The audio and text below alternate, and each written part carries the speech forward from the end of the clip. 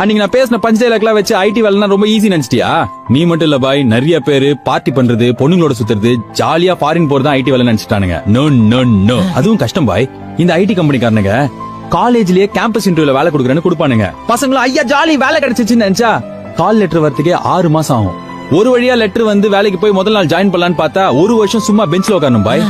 நீ உன் கடையில சும்மா உட்காரியா ஒரு நாள்? முடியாதுல்ல. இது எல்லாத்தையும் தாண்டி ஜாலியா ஃபாரின் போயிடலான்னு பார்த்தா ஃபாரின்லாம் அப்படி போக முடியாது.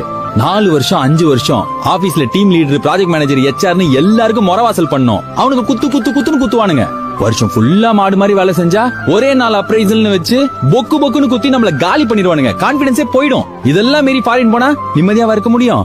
அம்மா அப்பா செத்தா கூட அசால்ட்டா பிளைட் புடிச்சு வர முடியாது பாய். பிறந்த குழந்தைய பாக்குறதுக்கே 6 மாசம் ஆகும். யாருமே இல்லாத நாட்டுல தனியா இருந்து என்ன பண்றது? ஸ்ட்ரெஸ், டிப்ரெஷன், குடிக்கிறானுங்கன்னு இல்ல.